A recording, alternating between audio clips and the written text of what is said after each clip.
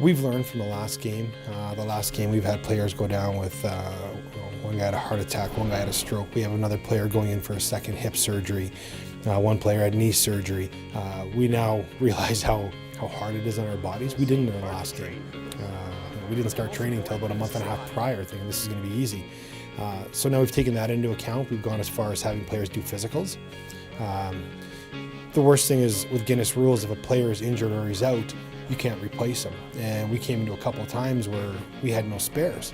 So you're going out there for a 4-hour shift with no one to cover for you. And it doesn't matter who you are, you're still human. After not sleeping for 7 days, going to work out for only 4 hours, it's tough to get through. This is a unique event, right? It's unprecedented, so it's really about endurance.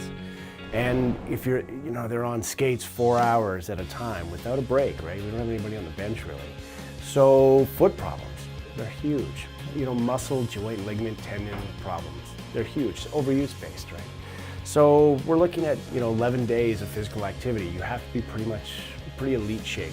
We're putting an elite product on the ice for this to make it happen. Last year was definitely a big curve, understanding what we were getting into. Obviously for a great cause, knowing a lot of the guys from growing up and playing hockey with them, and not really understanding the full scope of it and what our bodies would go through. Well, we're doing all these physical exams, these functional exams.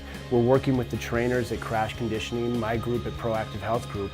We're all working together to make sure that we're providing the appropriate health care for them now, to ensure there's no underlying problems going on. There's no elephants in the room, so to speak. And then we're working with the trainers in particular to address deficiencies that we might find through the functional testing we're doing. Finally, we're doing conditioning just to get them in shape, to help them become an elite athlete, right? To be able to participate for 11 days. As much as we prepared our feet for the event, they took a beating, and just living through the 10 plus days in that. Being ready for that again. Another issue was just from the repetitive motion around stick handling. I had an issue with my arm that basically halfway through was just tape the stick to my glove and have it sit in there. So if we can fix that this time, that's going to be the biggest component I think I'll have. Motion's already starting to get into it, which is nice. That's what gets us going. It's had the guys out for about 4 weeks now training, knowing what to expect. Starting earlier this time, and it hasn't been perfect. It's going through the discipline of getting back into it.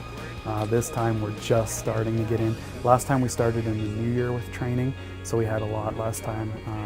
The team, we can't convey enough to be prepared this time. So to deal with these athletes, and the purpose and the cause behind what they're doing and the passion, it's a lot of fun. It was really interesting last time going through it, and there's always a lull around the middle of the event, and just knowing the cause that they're fighting for here was enough to get them through, and to see that passion was fantastic. So it's an honor to be part of it, really.